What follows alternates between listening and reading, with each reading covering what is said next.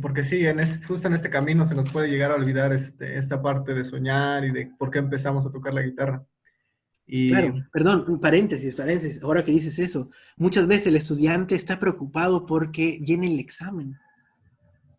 ¿Qué importa un examen? ¿Qué importa? No estás estudiando para superar un examen, estás estudiando para la vida. Como lo decían los romanos del Imperio Romano, no estudiamos para la escuela, estudiamos para la vida. Entonces, cuando tú estudias para la vida, no te importa el examen. No te importa en el buen sentido, porque lo vas a hacer bien. No que no te importe porque no te vas a presentar. Sino no te importa porque no es el objetivo, no es la meta. Estás estudiando porque quieres ser eso, no para superar un examen.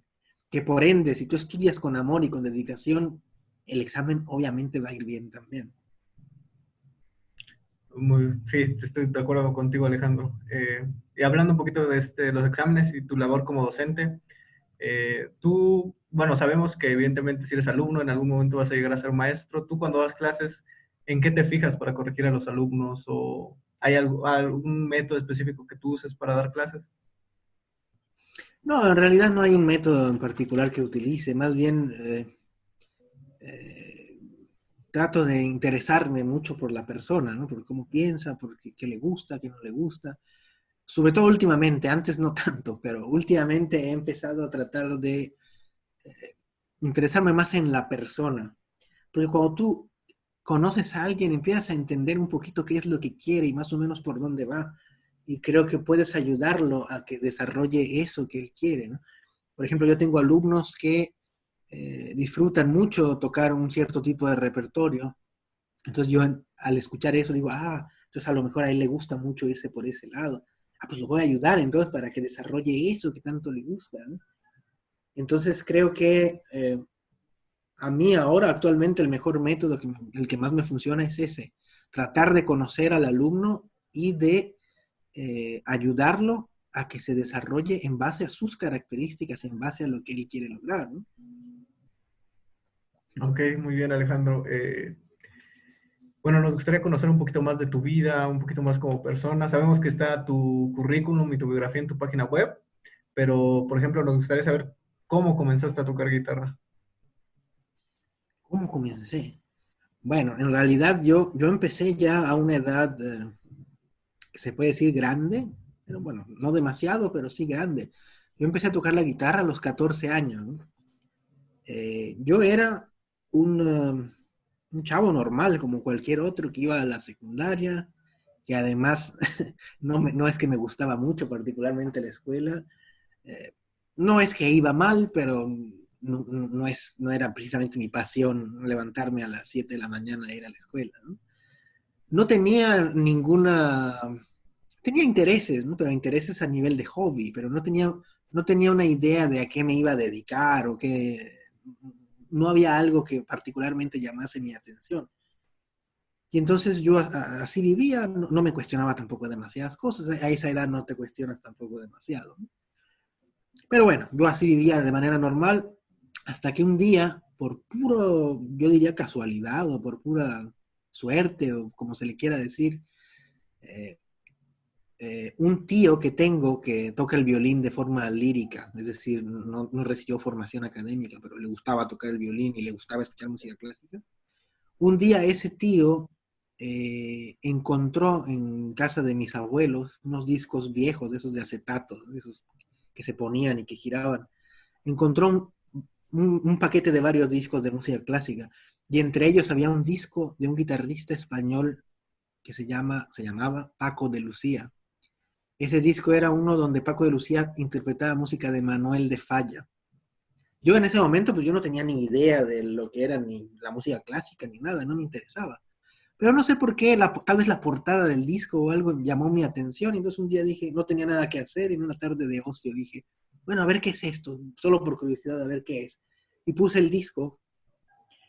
Y lo que puedo decir es que fue increíble cómo desde la primera nota que escuché, no sé qué pasó, que desde ese momento dije, wow, yo quiero hacer eso. Yo quiero tocar música, quiero tocar la guitarra como él. Quiero, no sé si existe gente que se dedique a eso. ¿Se puede vivir de eso? Entonces empecé a investigar, a preguntar, a todo. y me apasionó tanto que agarré una guitarra vieja que estaba ahí en la casa y sin saber nada empecé a intentar sacarle sonidos. Obviamente no obtuve ningún resultado porque no sabía, no tenía ni idea, ni siquiera de cómo se agarraba la guitarra, ¿no? Pero al estar tan interesado me informé dónde podría tomar clases de guitarra. Me inscribieron, mis padres me inscribieron a la Casa de la Cultura de ahí de mi ciudad. Yo soy de Córdoba, Veracruz. Me inscribieron ahí a un curso de guitarra popular, donde aprendí a tocar pues, lo típico, acordes, canciones. Y sí me gustaba, pero no me apasionaba. Yo quería tocar guitarra como había escuchado esa guitarra con Paco de Lucía. Entonces descubrí que eso que yo quería se llamaba guitarra clásica, o al menos era lo que más se le acercaba. Me inscribí al curso de guitarra clásica, me interesó tanto y me apasionó tanto que decidí que quería dedicarme a eso. Eh, Mi maestro me apoyó porque me vio ciertas cualidades para poder hacerlo. Mis padres me apoyaron y fui a Jalapa a audicionar para la Universidad Veracruzana. Éramos como 100 personas y quedamos nada más 12 y yo estaba muy feliz porque me habían aceptado. Y entonces me fui a vivir a Jalapa y estudié ahí con una maestra que se llama Consuelo Bolio, a la que le estoy siempre muy agradecido y le tengo mucho cariño. Y, eh, y a partir de ahí, pues todo como que se fue dando de una manera muy natural. Me empecé a involucrar mucho más todavía con el repertorio, con el... Veía que había un montón de guitarristas, gente que tocaba muy bien, y me interesaba mucho escuchar a todos, hablar con todos, ir a los conciertos. Después, en el 2003, eh, intenté mi primer concurso y fui a Paracho, Michoacán, a la edición de menores de 20, porque yo en ese entonces tenía 17 años. Y entonces me preparé muy bien, hice lo mejor que pude y fui y tuve mucha suerte, todo salió muy bien y gané, obtuve el primer premio. Entonces a partir de ahí empecé a intentar más concursos, después fui a más concursos nacionales, también me fue muy bien.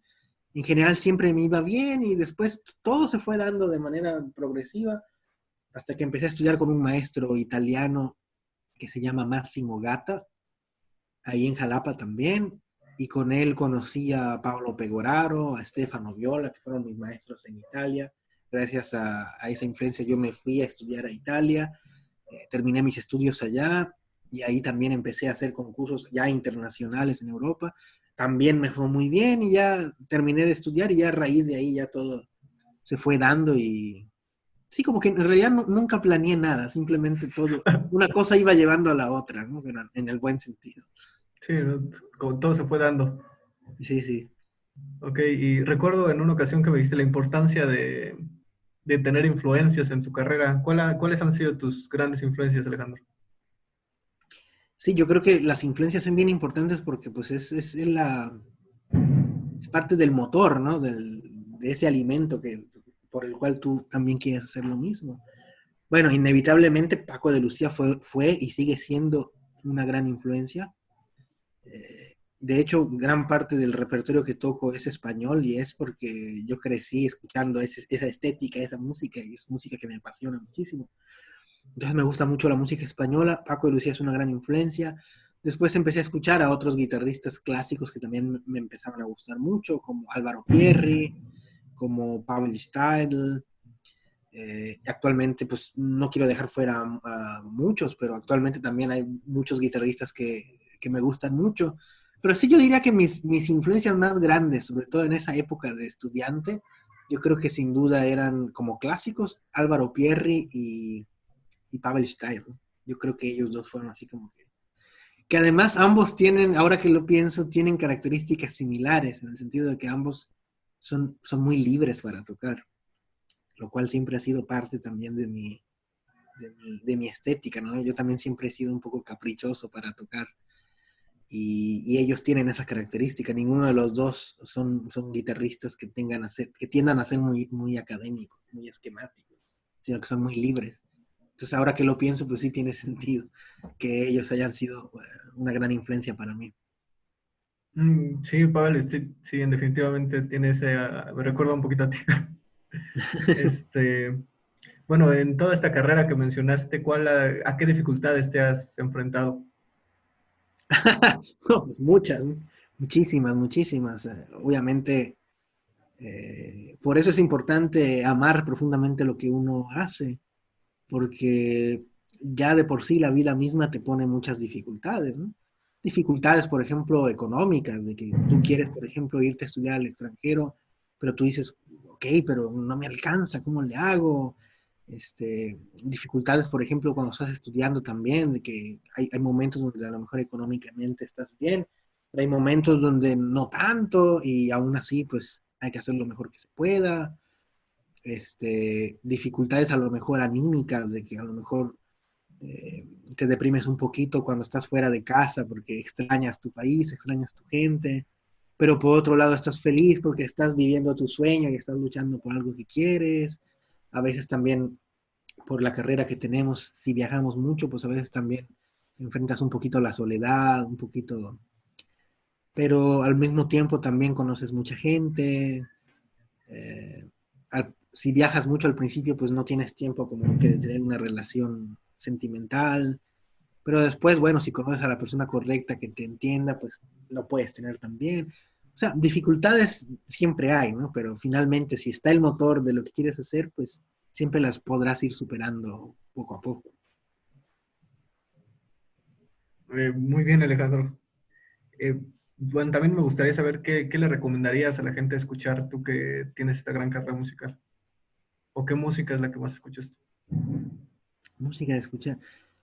Bueno, esa también es una pregunta difícil porque yo creo que también es algo muy personal, ¿no? Yo no creo que, que haya que escuchar particularmente una determinada música. Yo simplemente creo que es importante escuchar buena música. Y buena música puede existir en cualquier género, no tiene que ser forzosamente clásico. Puede haber buena música en cualquier género, pero basta que esté bien hecha. Desgraciadamente, en estos tiempos, mucha de la música que se comercializa no es música de calidad, pero eso no quiere decir que no haya música comercial que tenga calidad y que sea buena. Yo más que eso, yo lo que le sugeriría es tratar de escuchar buenos cantantes. ¿Por qué buenos cantantes? Porque cuando tú escuchas buenos cantantes, aprendes a frasear bien. Y no tienen que ser cantantes de lírica, pueden ser también cantantes de música popular, pero que sean buenos cantantes. No quisiera decir específicamente quién, porque no quisiera como encasillar de decir, escuchen a esto y esto y esto, porque sería una contradicción de lo que estoy diciendo. Obviamente tengo mis preferencias y cosas que me gusta escuchar, pero por poner un ejemplo, yo soy alguien que escucha desde Soda Stereo, un grupo que me encanta, por ejemplo, escucho desde Soda Stereo hasta ópera. Entonces, creo que de todo se puede aprender algo, simplemente hay que tratar de ser selectivo. Yo creo que tu sensibilidad como músico te hace ver cuando la música que estás escuchando es buena, tiene contenido o cuando no la tiene. Entonces, pues mi sugerencia es simplemente traten de escuchar música que esté bien hecha. Sí, actualmente como que la música está más hecha para vender que para generar, digamos, un contenido de calidad. Sí, Eh, sí, alguien por ahí publicó en Facebook, recuerdo muy bien, un ejemplo de los Grammys en el año, ¿qué era? 82, 80 por ahí. Y hacía una comparación de los ganadores de los Grammys de los 80 a los de ahora. Y pues sí, sí hay una diferencia muy grande a nivel de calidad. Simplemente lo dejo así. Entonces sí, sí, estamos en una época en la que ya se comercializa absolutamente todo. sí, de hecho creo que los Grammys empezaron siendo para premiar música clásica y ya después se fueron a otro lado. Sí, sí.